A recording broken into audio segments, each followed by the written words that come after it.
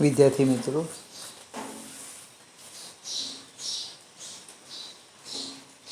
ગઈકાલે આપણે સદીશોના સરવાળા માટે ત્રિકોણની રીત જોઈ. આજે આપણે સમાંતર બાજુ ચતુષ્કોણની રીત, સબાચો સદીશોના સરવાળા માટે સમાંતર બાજુ ચતુષ્કોણની રીત, એની વાત કરીએ. પહેલી એક લીટી લખીએ આપણે, આકૃતિ 1, આને આપણે 1 કહી દઈએ. આકૃતિ 1માં દર્શાવેલ સદિશ એ અને સદિશ બીનો સરવાળો સમાંતર બાજુ ચતુષ્કોણની રીતે કરવો છે. બીજો મુદ્દો લખીએ, સંદર્ભ બિંદુ O નિશ્ચિત કરો. O થી સદિશ એ અને સદિશ બીના મૂલ્યના તથા તે જ દિશાના સદિશો અનુક્રમે OP અને OQ રચો. ફરીથી સમજાવું. સંદર્ભ બિંદુ O નિશ્ચિત કરો. O થી આજે આપણો સદિશ એ છે, એના મૂલ્યનો અને સદિશ બીના મૂલ્યનો અને એ જ દિશાનો સદિશ OP અને OQ રચો. ત્રીજો મુદ્દો લખીએ, જે સમાંતર બાજુ ચતુષ્કોણની પાસેની બાજુ OP અને OQ હોય અથવા સદિશ એ અને સદિશ બી હોય, જે સમાંતર બાજુ ચતુષ્કોણની પાસેની બાજુ સદિશ એ અને સદિશ બી હોય તેવો સમાંતર બાજુ ચતુષ્કોણ OPSQ પૂર્ણ કરો. પૂંછમાંથી પસાર થતો વિકર્ણ OC રચો, જે પરિણામી સદિશ એ પ્લસ સદિશ બી દર્શાવે છે. ફરીથી આ શબ્દમાં વર્ણન સમજાવું, લખેલું છે તે, આકૃતિમાં દર્શાવેલ સદિશ એ અને સદિશ બીનો સરવાળો સમાંતર બાજુ ચતુષ્કોણની રીતે કરવો છે. સંદર્ભ બિંદુ O નક્કી કરો. O થી સદિશ એ અને સદિશ બીના મૂલ્યનો અને એ જ દિશાના સદિશો OP અને OQ રચો. એટલે OP સદિશ એ, OQ સદિશ બી, જે સમાંતર બાજુ ચતુષ્કોણની પાસેની બાજુ OP અને OQ હોય તેવો સમાંતર બાજુ ચતુષ્કોણ OPSQ રચો. પૂંછમાંથી પસાર થતો વિકર્ણ OS રચો, જે પરિણામી સદિશ એ પ્લસ સદિશ બી દર્શાવે છે. હવે બે રીતથી, એક ત્રિકોણની રીત અને એક સમાંતર બાજુ ચતુષ્કોણની રીત. ત્રિકોણની રીતમાં બે સદિશનો ઉપયોગ કરીને પરિણામી શોધ્યું, તેનો આકાર ત્રિકોણ હતો એટલે ત્રિકોણની રીત. પણ વ્યવહારમાં એનો વધારે ઉપયોગ થાય. ધારો કે મારી પાસે 5 સદિશ છે, એ 5 સદિશનું મારે પરિણામી શોધવું છે. તો ક્રમ આપી દેવા, પહેલો સદિશ, એના માથા પર બીજો દોરો, એના માથા પર ત્રીજો દોરો, એના માથા ઉપર ચોથો દોરો, એના માથા ઉપર પાંચમો દોરો. ત્યાર પછી શું લખવાનું? પહેલા સદિશનું પૂંછ અને અંતિમ સદિશનું શીર્ષને જોડતો રેખાખંડ એ આ 5નો પરિણામી સદિશ દર્શાવે. સમાંતર બાજુ ચતુષ્કોણની રીતમાં શું થાય? 2 જ સદીશ આવવાના, એમાં 3નો સરવાળો સાથે નહીં થાય. જ્યારે આ જે પદ્ધતિ છે ત્રિકોણની, તમે 5, 10 જેટલા સદીશ હોય તે ટૂંકમાં એક બિંદુ નક્કી કર્યા પછી બીજા સદીશને પહેલા સદીશના પૂછ પર, ત્રીજાને બીજાના શીર્ષ પર, બને બીજાનું પૂછ પહેલાંનું શીર્ષ, ત્રીજાનું પૂછ બીજાનું શીર્ષ, આ રીતે દોરતા જાઓ અને છેલ્લે લખી દેવાનું પહેલા સદીશનું પૂછ અને છેલ્લા સદીશના શીર્ષને જોડતો રેખાખંડ દોરો, જે આ બધા જ સદીશોનો પરિણામી સદીશ દર્શાવે છે. ફરીથી પરીક્ષામાં કોઈ પૂછવાનું નથી ત્રિકોણની રીત કઈ, સમાંતર બાજુ ચતુષ્કોણ. સબાચોની રીત હજુ શીખવાની બાકી છે.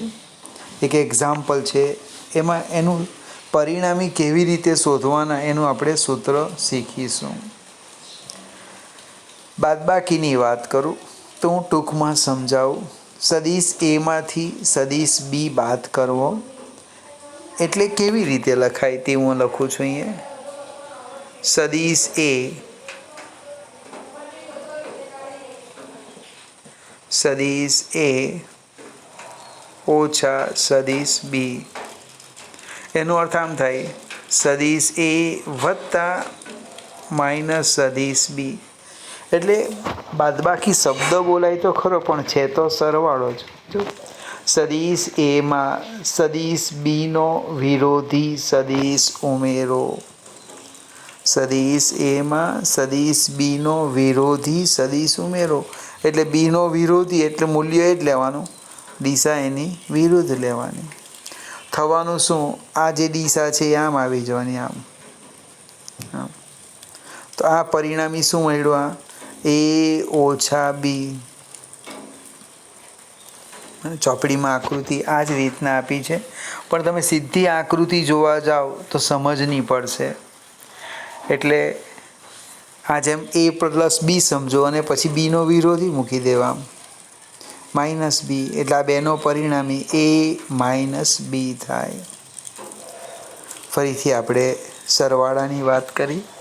બાદબાકી એ સરવાળો જ છે. 2 રીત, ત્રિકોણની રીત, સમાંતર બાજુ ચતુષ્કોણની રીત. હવે આપણે સદીશોના સરવાળા માટેના નિયમો છે, સાબિતી વગર સ્વીકારી લઈએ. 1 ક્રમનો નિયમ. ક્રમનો નિયમ એટલે શું? બને તો કે 2 સંખ્યાનો સરવાળાનો ક્રમ બદલવામાં આવે તો અંતિમ પરિણામ પર અસર થતી નથી. 5 વત્તા 3 અને 3 વત્તા 5 એક સરખો જવાબ મળે, એનો અર્થ ક્રમના નિયમનું પાલન થાય. જો 5 વત્તા 3 અને 3 વત્તા 5 અલગ અલગ હોતે તો ક્રમના નિયમનું પાલન થતું નથી એમ કહેવાતે. એટલે પહેલો નિયમ છે સદીશોના સરવાળા માટે ક્રમના નિયમનું પાલન થાય. પાલન થાય એટલે એ પ્લસ બી લખો કે બી પ્લસ એ પરિણામ સરખું જ મળવાનું છે. બીજો નિયમ છે સદીશોના સરવાળા માટે જૂથનો નિયમનું પાલન થાય. જૂથનો નિયમ એટલે આ 3 સદીશ છે, એ બી અને સી. મારાથી ડાયરેક્ટ સરવાળો થતો નથી એટલે મેં શું કરું, પહેલું એક જૂથ બનાવ્યું, 2નો સરવાળો કીધો, એમાં સી ઉમેરી દીધું. જૂથ બદલી કાઢ્યું, બી અને સીનું લીધું, તેમાં મેં એ ઉમેરું. પરિણામ બદલાતું નથી, એટલે કે જૂથના નિયમનું પાલન થાય છે. ફરીથી જૂની બુકમાં લગભગ સાબિતી છે, આપણે અહીં સ્વીકારી લેવાના.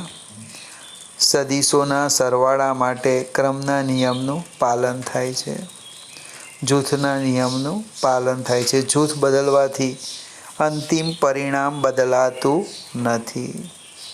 ક્રમનો નિયમ તો અહીંયા ખ્યાલ આવે એવો છે. આ જો સદીશ એ લીધો તો આને સદીશ બી લેવો, આ સદીશ બી લીધો તો આ સદીશ એ થવાનો. જો એ વત્તા બી કરો કે બી વત્તા એ, વિકર્ણ એક સરખો મળે OS. પરિણામી સદીશ બદલાતો નથી. એટલે સભાસની રીતે તમે ક્રમના નિયમની સાબિતી આપી શકો. આગળ જઈએ. શૂન્ય સદીશ. હવે શૂન્યને આપણે બહુ મહત્ત્વ આપતા નથી કારણ કે એનું મૂલ્ય શૂન્ય છે, પણ અહીંયા વ્યાખ્યાયિત કીધો છે. સમાન મૂલ્યના અને પરસ્પર વિરુદ્ધ દિશાના સદીશોના સરવાળો કરતા મળતા સદીશને શૂન્ય સદીશ કહે છે. સદીશ એ માઇનસ સદીશ એ બરાબર સદીશ શૂન્ય.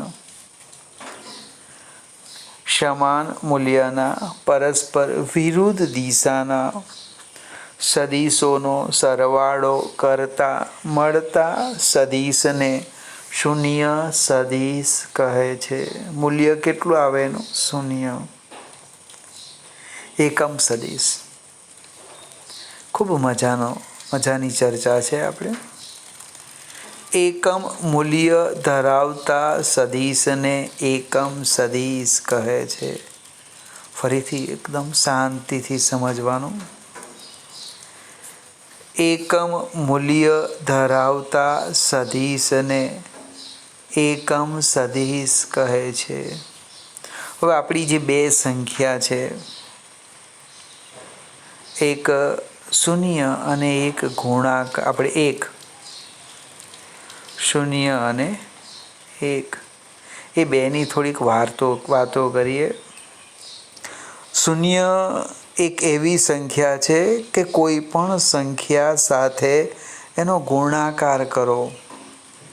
બને ધારો કે અહીંયા લખું 0 × 5, તો એ સંખ્યાને પોતાના જેવી જ બનાવી દે. તમે કે 5 કરતાં મોટી સંખ્યા બને 500 લઈ લે તો પણ તેને 0 કરી નાખે, પોતાની જેવી કરે.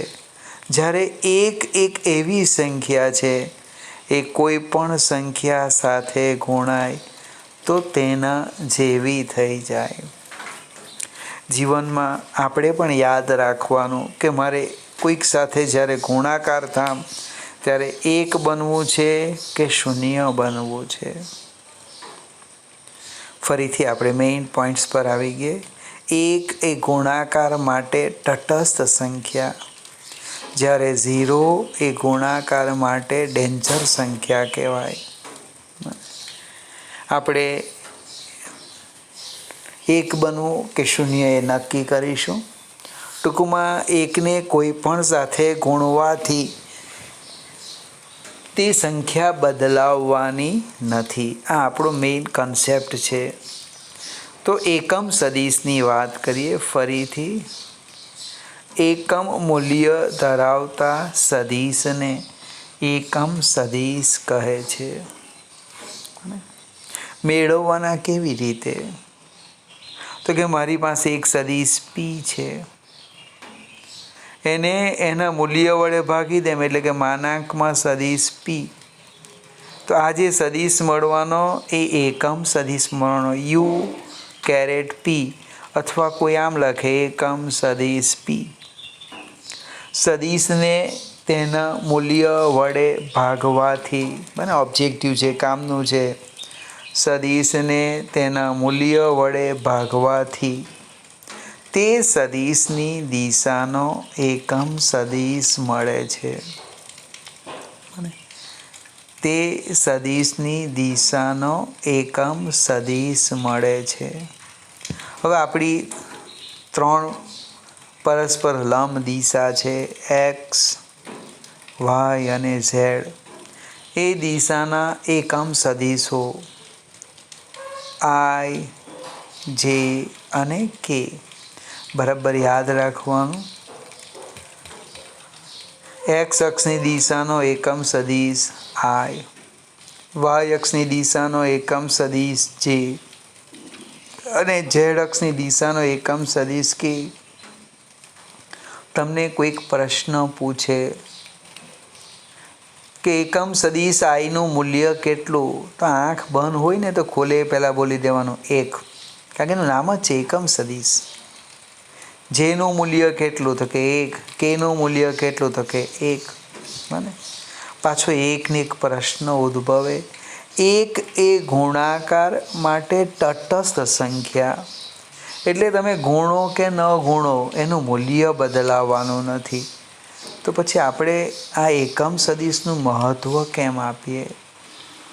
તો એનું એક ઉદાહરણ હું સમજાવું. ધારો કે મારી પાસે એક સંખ્યા છે 5. કોઈક પૂછે ભાઈ એનું સ્થાન દર્શાવો, એક શું છે, ક્યાં છે, મને કંઈ ખબર નથી. પણ કોઈક મિત્રએ આવી રીતે લખ્યું 5i, એટલે હું તરત જ કહીશ એ ધન x અક્ષની દિશા પર છે.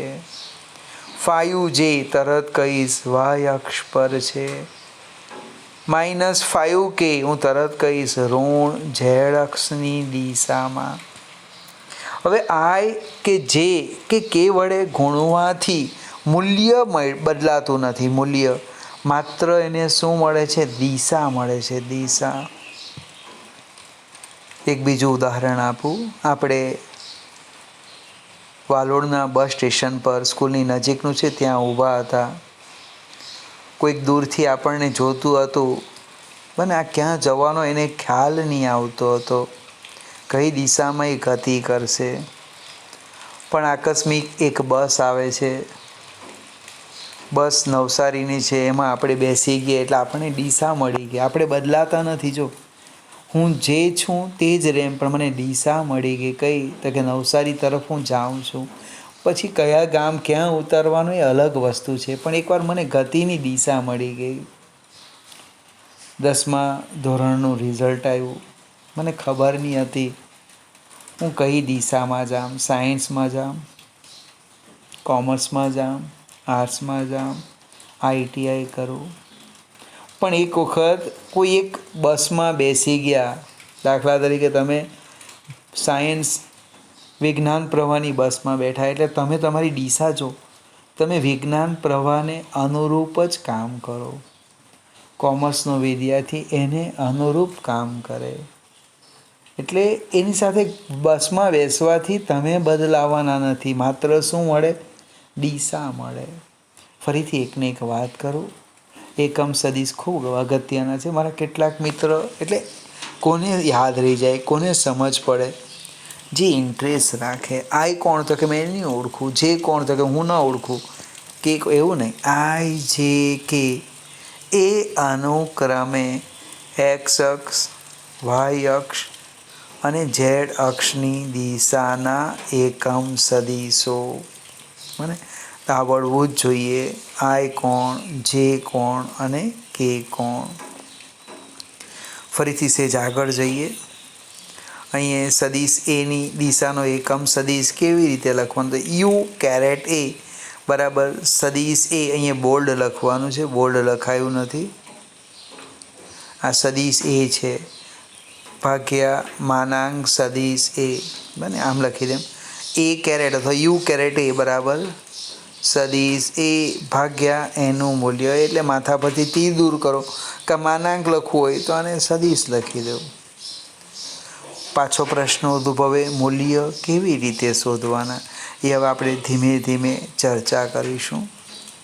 આજે એક અગત્યની વાત કરી, એકમ સદીશ. એક એકમ મૂલ્ય ધરાવતો સદીશ એને એકમ સદીશ કહેવાના. x અક્ષની દિશાનો એકમ સદીશ i, કોઈ ફેરફાર નહીં થાય એમાં. y અક્ષની દિશાનો એકમ સદીશ j, small i small j લખવાનું. અને z અક્ષની દિશાનો એકમ સદીશ k, i j k. અને સેજ આપણે આગળ જઈએ.